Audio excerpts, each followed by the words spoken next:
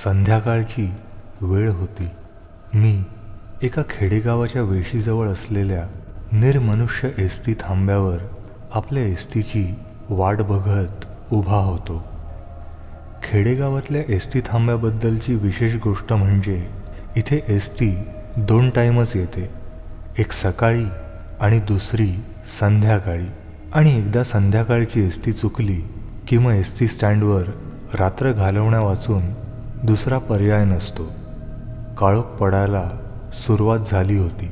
आकाशात ढगांचा गडगडाट सुरू झाला. पावसाला सुरुवात होणार इतक्यात लांबून 2 प्रकाशमान दिवे स्टँडच्याच दिशेने येताना दिसले आणि मिनिटाभरातच आपली एसटी स्टँडसमोर येऊन हजर झाली.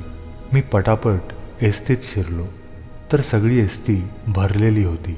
इतक्यात मागच्या बाजूला एक जागा रिकामी दिसली आणि मी ती जागा पकडली.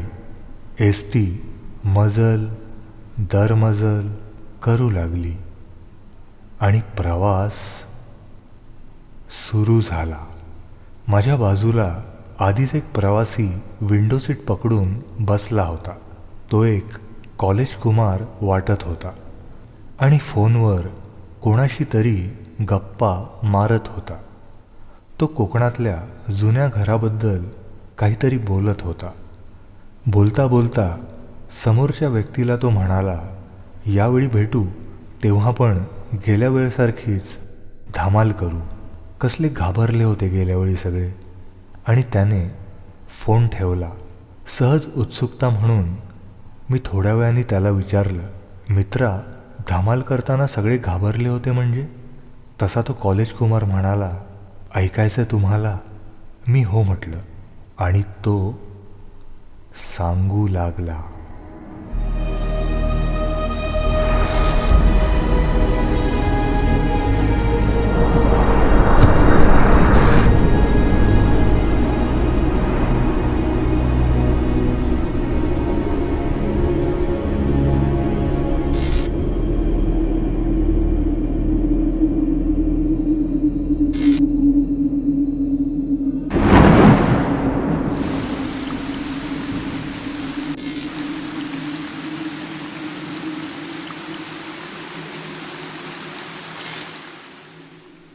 माझं नाव विजय. 3 वर्षांपूर्वीची गोष्ट आहे. आमचा सगळा गोतावळा दर 3 वर्षांनी वर्षा ऋतूमध्ये तळ कोकणातल्या आमच्या मूळ गावी एकत्र जमतो. तसंच तो त्या वर्षीही जमला होता.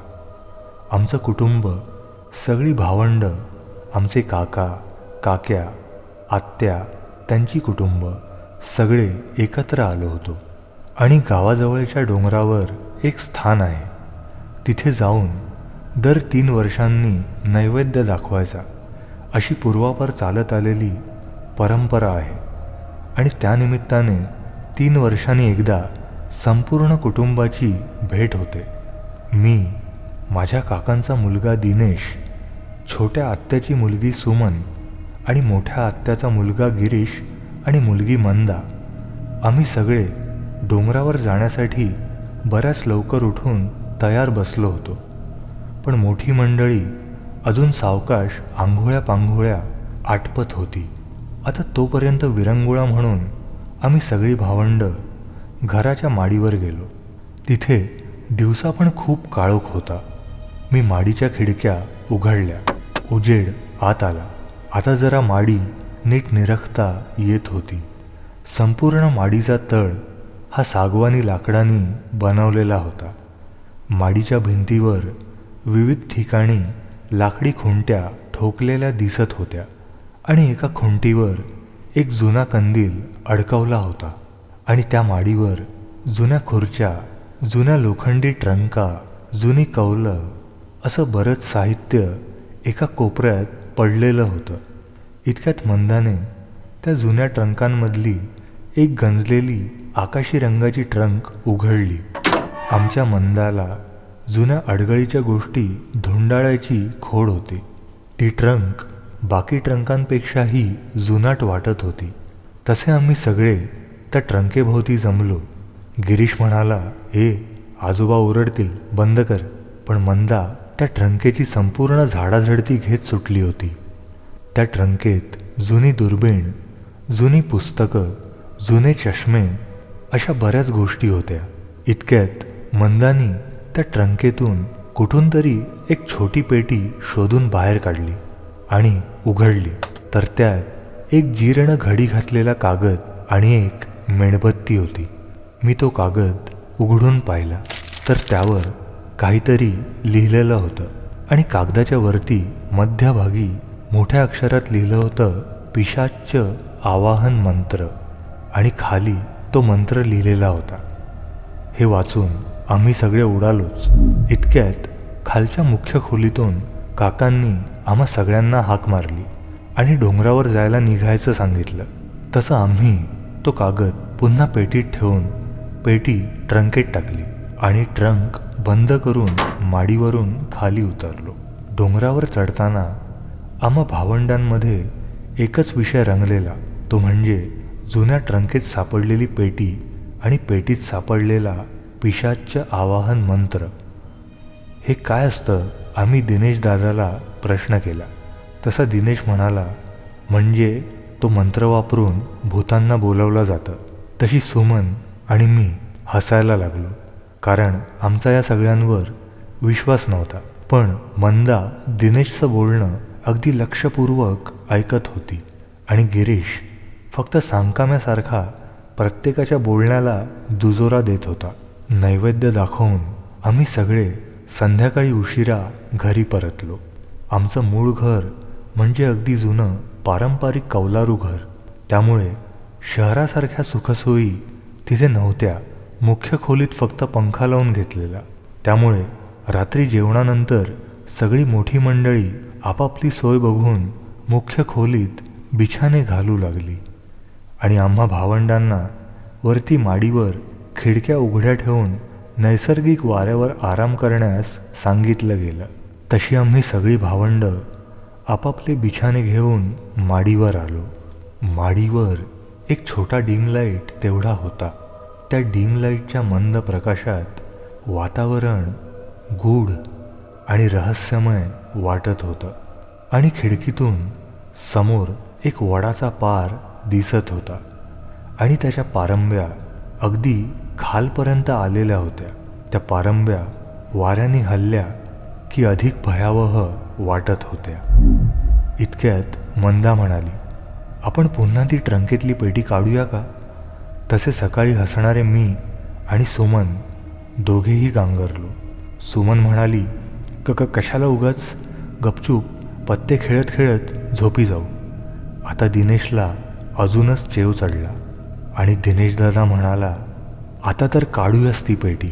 आणि त्याने ती जुनी ट्रंक उघडून ती छोटी पेटी बाहेर काढली आणि काय योगायोग, बरोबर त्याच वेळेला वीज कडाडली. दिनेशने पेटीतला कागद एका छोट्या टेबलावर पसरवून ठेवला आणि आम्हाला सगळ्यांना त्या टेबलाच्या भोवती बसायला सांगितलं.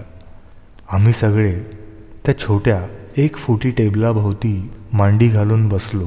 इतक्यात दिनेश म्हणाला, थांबा, मी तो डीम लाईट आधी बंद करतो, म्हणजे जास्त मजा येईल. आणि त्याने आम्ही नको म्हणत असताना डीम लाईट बंद केला आणि माडीवर संपूर्ण काळोख पसरला. आणि इतक्यात दिनेशने काडेपेटी पेटवली आणि त्या पेटीतली मेणबत्ती प्रज्वलित केली. आता त्या मेणबत्तीच्या प्रकाशात आमच्या सगळ्यांच्या सावल्या चारी बाजूंच्या भिंतीवर भूतासारख्या वाटत होत्या आणि वारा आला की मेणबत्तीच्या ज्योतीबरोबर त्या सावल्या पण हलत होत्या. इतक्यात एक जोरदार वाऱ्याची झुळूक आली आणि मेणबत्ती विझली. तसा दिनेश चाचपडतच उठला आणि त्याने समोरची खिडकी बंद केली आणि मेणबत्ती पुन्हा पेटवली. दिनेशने आम्हा सगळ्यांना त्या टेबलावर उजव्या हाताचं पहिलं बोट टेकवायला सांगितलं आणि दिनेशने मंत्र म्हणायला सुरुवात केली. जेमतेम 4 ओळींचा तो मंत्र होता. दिनेशने 3 वेळा तो मंत्र पुटपुटला आणि पिशाच्चांना आवाहन केलं, पण काहीच झालं नाही.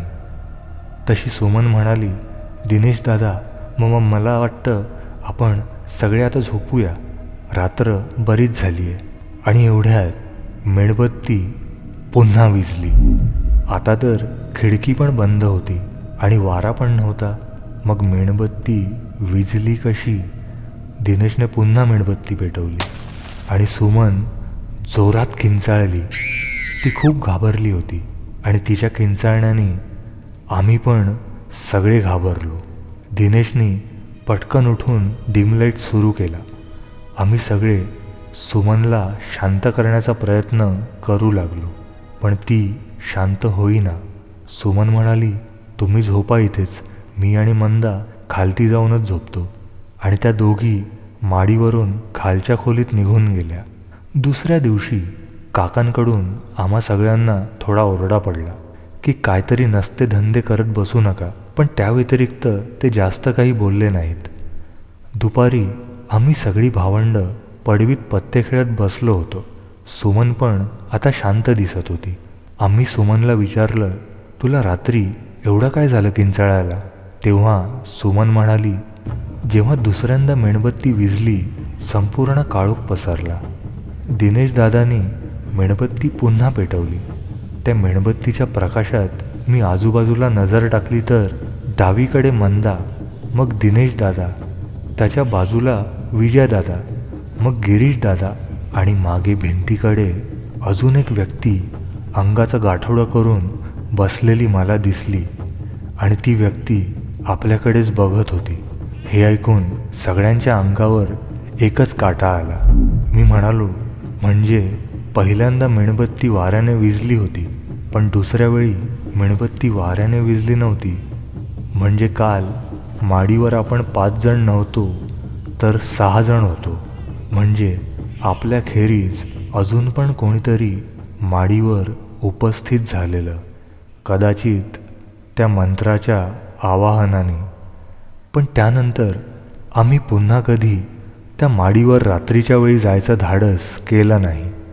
असं म्हणून विजय गोष्ट सांगायचा थांबला. मध्यरात्रीचे 2 वाजायला होते.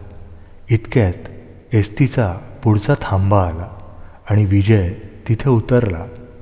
मी खिडकीतून बाहेर पाहिलं तर त्या थांब्यावर काही जण आधीपासूनच विजयची वाट पाहत उभे होते. कदाचित ती त्याची भावंड होती, ज्यांच्याशी तो मगाशी फोनवर बोलत होता. मी विजयसकट त्या सगळ्यांची संख्या मोजली, पण ते एकूण 5 जण नव्हते तर 6 जण भरत होते आणि 6वी व्यक्ती त्या 5 जणांच्या मागून मंद गतीने चालत होती.